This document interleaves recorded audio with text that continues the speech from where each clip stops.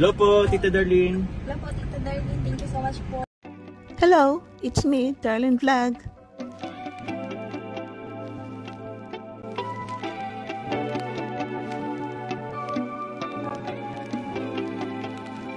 Ayan, sa nakapanood ng live ni Jomar kagabi, nako, orange yellow ang kulay ng kanyang live dahil marami na naman nagpapalipad. Siyempre, namili siya ng mga sponsors, nagpalipad na naman sila ng color orange, kulay pula, kulay dilaw. Ayan, no, dami-daming kulay, parang maaga ang Christmas colors sa live ni Papa Joms. At yun nga po, mahaba-haba ang kanyang live, more than 1 hour, at maraming usapan doon. Sinasagot niya yung mga comments doon sa pamamasyal nila sa Cebu, na baka daw ginutom si Carla, kasi yun nga sabi ni Carla dati na baka gugutomin mo ako doon, ha? Pero alam natin, yun ang sabi ni Jomar nga, di ba, si Carla is nagda-diet, sinasabay naman ni Jomar, di ba, doon sabi niyo sa vlog niya na, sinasabay naman ni Jomar. So alam natin na yung sabi ni Carla na wag mo akong gutumin is joke lang yun, dahil mismo si Carla is hindi yan kakain ng marami dahil nagda-diet siya. Ito si Jomar is walang control. Walang control sa sarili, ibig sabihin na walang bawal, kakainin lahat dahil siya rin ang taga-ubos ng tira ni Carla. Pero binabawi naman ni Papa Jom sa life niya, sa gym niya, di ba? Nag-gym siya, nag-jogging siya. Kung naalala niyo, di ba? Dati nag-jogging ang Jomcar sa live ni David, vlog ni David. Ay, o nga pala. Hindi ko na-contenta niya. So, magpakita tayo ng kunting kiligan doon sa jogging ng mag-agom before sila pumunta sa Cebu.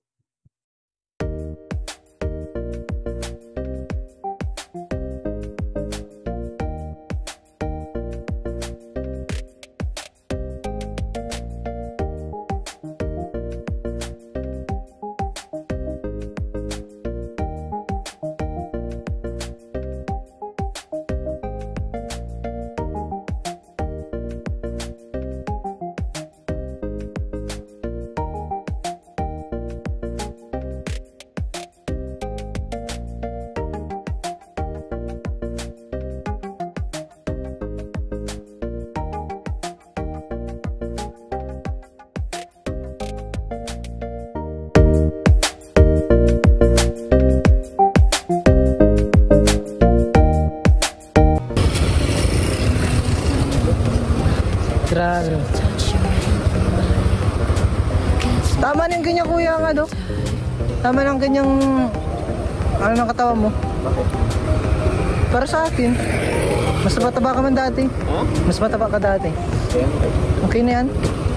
Maintain mo na yan, o mas kunting payat pa ng tigka-kaunti. Kunting payat pa siguro. Yeah. Hawakan mo ako sa balikat. Yeah. Yakap, yakap, yakap. Yeah. Grabe. Sana all, Charlotte.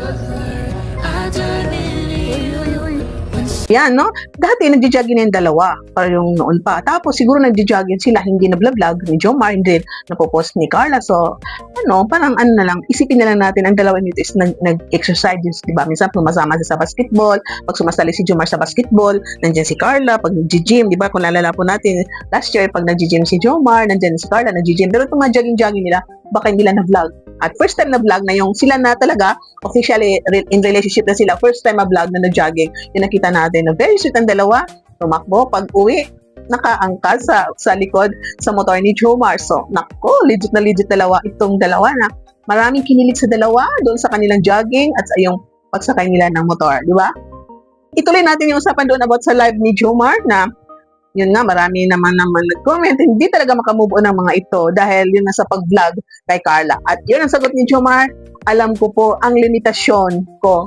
Dahil malaki respeto ko kay Kuya Val, malaki respeto ko kay Kalinga Prab, kay Ate Edna. So alam ko po na hindi po ipwede i-vlog si Carla. So alam ko po yan. So huwag kayo mag-alala, sabi niya, na i-vlog yan ni Rab, i-editin yan at makikita ninyo doon yung pamamasyal namin sa Cebu. So ngayon, today is Wednesday, baka i-vlog yan ni Kalinga Prab, baka kagabi in-edit niya, o ngayon, hapon, i-edit yan, tapos i-vlog. So abangan natin ang part 8 ng Jomcar. Abangan nyo po sa channel po ni Kalinga Prab. Abangan nyo po yun, guys. Andun po yun. Shout out po ni Kuya Val. Pinuri ka ni Kuya Val kasi marunong ka daw makiramdam. Alam mo daw ang limitasyon. Ay, thank you po, Ma'am Jasmine.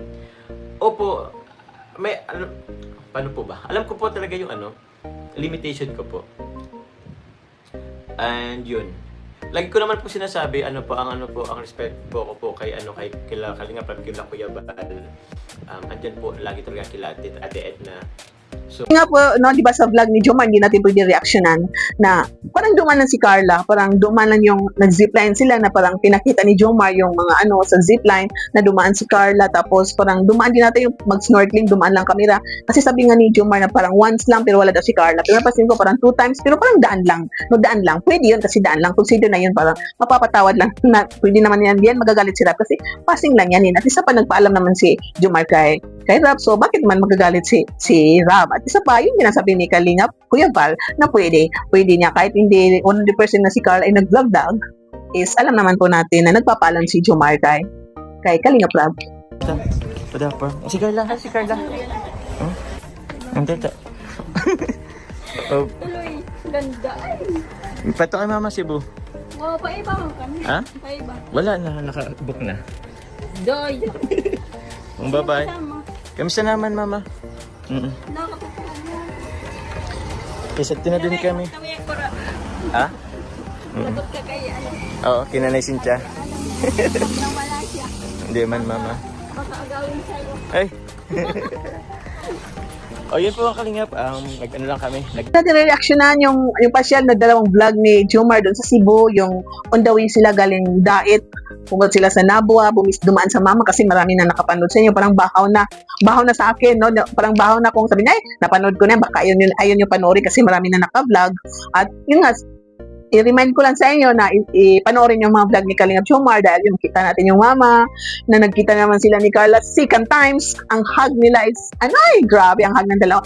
Kita na lang tayo kung paano mag-hug yung biyenan sa kanyang sa Visayas, umagad, manugang, no, biyenan at manugang nag-hug for the first time noon, then second time itong bago sila pumunta sa Cebu, dumaan sila. At yun, yung pamamasyal nila sa Cebu, no, 4 days ba doon, 4 days, tapos ang dami kaganapan sa Cebu na nakaka-amaze kung gaano kaganda sa Cebu. At parang tayo rin is parang nandoon, punta kami sa Cebu. Ako nakapunta ko sa Cebu. Last ko napunta sa Cebu. Nakapasyal kami is 2017. Yun lang. Parang 2 days lang. Pero hindi ako nakapunta din sa pinuntahan nila. 2 days lang kami doon. Kasi nagpa-general check-up ako sa Chongwa. Tapos nag-hotel. Namasyal lang. Sandali lang. Yung mga anak ko pumunta sa Chinese Temple. So abang ako linalaboratory. Yung anak ko na 4. Nag-banding sila. Pasya sila. Ako naman is nandun sa Chongwa. Nagpapalaboratory. General laboratory. So yan. Hindi ko napuntahan ng mga ganyan na pasyalan. So no. Sa mga taga Cebu, for sure, proud sila sa Cebu dahil ang dami rin mapapasyalan sa Cebu na tourist talaga. So kayo manonood, punta kayo sa Cebu, bisitahan niyo rin ang mga, yung may budget kayo, bisitahan niyo ang Cebu dahil marami talaga doon sa Cebu. Kaya kayo mga bitter dyan, tama ang inyong pagkagabitter sa dalawa, lalo na yung ayaw sa dalawa na magkatuluyan ito, no? Na masyal na sila first time, baka may susunod pa na second time ang pasyal nila. Baka pumunta sila sa Davao, ang Boracay kasi kasama ng Kalingap pag makaanak si Jackie, I'm sure pupunta yan sila sa Kalingap. So Camiguin, Samal, ang dami talaga, ang dami nakapunta na sa Palawan. Ngayon Cebu. So malay natin, next year, no? Darating ang taon, sa ibang bansa na naman sila. Dahil alam natin na may naka-budget for Japan. Baka gagamitin na yun somehow, no? Someday. So, yun nga po, nakakatuwa po, no? Tayo ay natutuwa hanggang ngayon sa Jomcar dahil mahal natin ang Jomcar, mahal natin ang Team Kalingap. So, sana po, pakilike natin video. Kung nagustuhan nyo, pakicomment po sa magagandang magagandang bagay, walang bashing po. Shoutout kay Kuya Val Santos Matuwang, kay Atin na Vlog, si Kalingap Prab, lahat ng charity vloggers, mga reactors, sa Karipa, Caraba, shoutout sa inyo lahat yan. Siyempre, ang mga OFW sa ibang bansa, ingat kayo. God bless you all. Thank you sa suporta sa Kalingap, sa Jomcar. Jomcar fans for life, solid Jomcar supporters, lahat na admins, and siyempre shoutout sa Jomcar 23, Nevermind, kay Norfina, shoutout sa iyo, Day.